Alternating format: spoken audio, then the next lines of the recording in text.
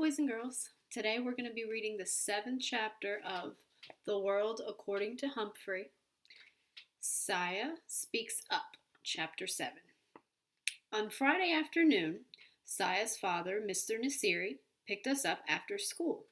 He had a friendly smile and gentle eyes, but he was as quiet as his daughter. Saya lived in a tall building, so Mr. Nasiri carried my cage up 1, 2, 3 flights of stairs to their clean and quiet apartment. Mrs. Nasiri opened the door for us. She spoke to her husband and daughter, but I couldn't exactly understand what they were saying. "Hummy, Hummy," a little voice called out. Saya's little brother Derek toddled toward the door to greet me. "Say Humphrey," Saya gently corrected him. "Hummy," he said. The Nasiris put my cage in the living room, right in the middle of a big table. Then they pulled up chairs so they could all sit and stare into my cage. It seemed as if they were waiting for something to happen, so I decided to give them a show. First, I spun on my wheel for a while. Then I climbed up the side of the cage and dived down into a pile of soft paper. They were obviously impressed with my performance as they talked quietly. The funny thing is, I couldn't understand a word they were saying. No wonder Saya got 100% on all her vocabulary tests. She and her family knew a lot more words than I did. They finally went into the kitchen to eat dinner. Later, while the rest of the family watched television, Saya's mother quietly sat by my cage watching me. She seemed nice. Eventually, it was bedtime for the Nasiris. But after the lights were out, Saya slipped out of her room and came back to my cage and whispered to me. I could finally understand her again. "Now you know my secret, Humphrey," she whispered. "My family doesn't speak English. Well, my dad does a little, but he's shy about it. Mom hasn't learned any English at all, and Derek's too little." "I understand," I squeaked. "That's why I don't like to talk in class," she explained. "I don't talk like the other kids. I'm afraid they'll laugh at my accent. That happened to me when I was little." "But you don't sound different," I frantically squeaked. "I understand you just fine." Unfortunately, she didn't understand me. All she heard was squeak, squeak, squeak. I guess maybe I have an accent too.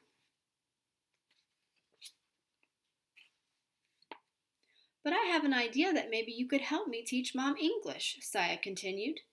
"Glad to help out if I can," I squeaked to her. "You're a real friend," Saya replied.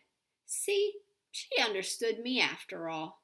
The next day, I dozed until late afternoon when Saya led her mother back to my cage. "Humphrey only understands English, Mama," Saya said. "Speak English. Say Humphrey." Saya's mom looked a little frightened, but she tried. "Humphrey," she said.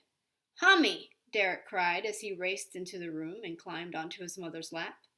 "Say, hello, Humphrey," Saya gently instructed her mother. "Hello, Humphrey," Mrs. Nasiri said. I squeaked hello right back, and she broke into a huge smile. "Hello," she said. "Good job," I said.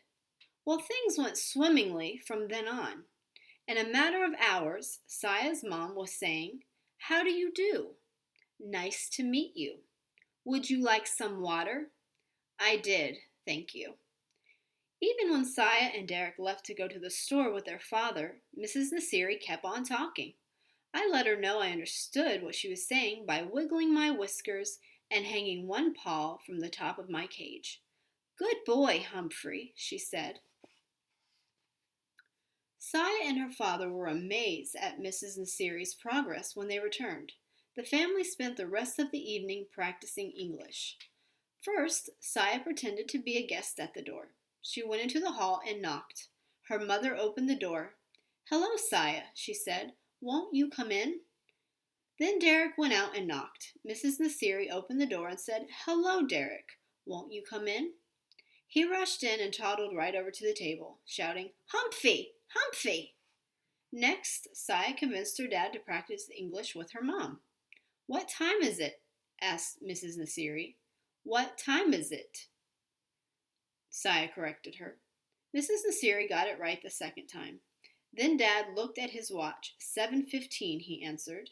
Would you like some tea? Mrs. Nasiri asked. Yes, please. I would like some tea, Mr. Nasiri answered. Guess what? They had a tea party right on my table.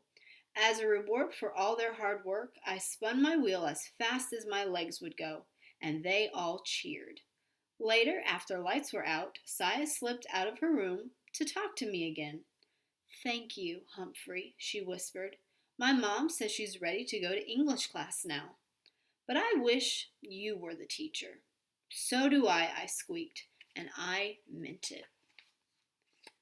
There were more English lessons on Sunday, and Saya showed Derek how to clean out my cage. Suddenly, the boy began to giggle. Humphrey, poop! He yelled. His English was improving too. On Sunday night, Saya gathered her family together again.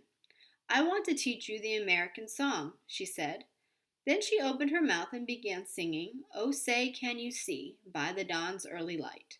I stood up, just like we do in classroom when the Star-Spangled Banner is being sung, but I'd never heard it sung like that before.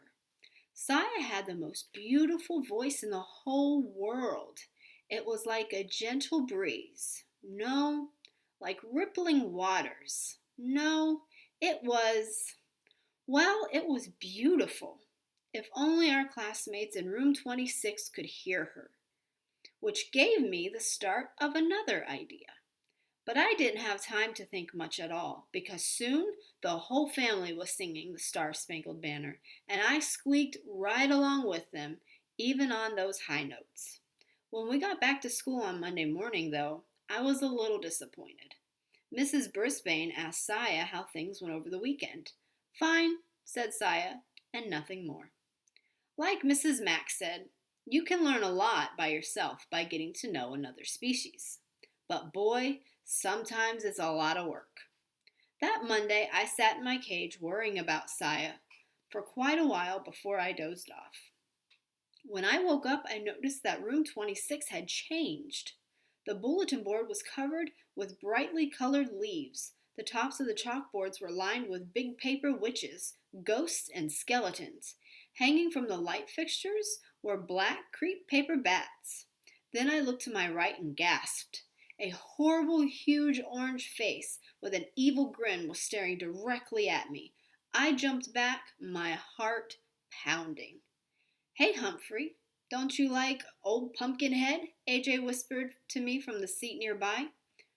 Look, Humphrey's scared of a little old jack-o'-lantern, Garth said. Scaredy cat. Scaredy hamster. I stood up straight and looked as unscared as I possibly could. Quiet, Garth and AJ, said Mrs. Brisbane. Then she quietly returned to a math problem she was writing on the board. Suddenly, I noticed a little movement in the center of the room, a murmur, a change. I looked over and yes, Saya had her hand up. Everyone noticed it except Mrs. Brisbane, who had her back to the rest of us. Mrs. Brisbane, Heidi called out. Without turning, the teacher said, Raise your hand, Heidi. Now Heidi had her hand raised as well as Saya. Well, what is it? Mrs. Brisbane turned to face the class and was obviously surprised at what she saw. Yes, Saya, she said. In a loud, clear voice, Saya said, May I move the hamster away from Humphrey's cage? May I move the pumpkin away from Humphrey's cage? Mrs. Brisbane looked from Saya to the cage and back. Yes, I guess it is a little close. Thank you, Saya. Saya rose and hurried to my table to push the ugly jack-o'-lantern away. She didn't say a word, but she winked at me and I knew what she meant. Heidi, did you want to say something? Mrs. Brisbane asked. Not anymore, she said. Everything went back to normal until the bell rang for recess. As my classmates all scattered and ran toward the door, Garth paused by my cage. Scaredy cat, he muttered. Then he moved the pumpkin right up against my cage again. I puffed up my cheeks as big as I could get them. It was going to be a very long day. Tip 7 for Chapter 7. When hamsters feel intimidated, they often puff up their cheeks. kind of like a pufferfish. And I think that could be our word of the day, intimidate, which means to frighten, especially in order to make someone do what you want them to do. So I hope you enjoy that chapter and stay tuned because tomorrow, the next day, you should be seeing chapter 8. Have a good day.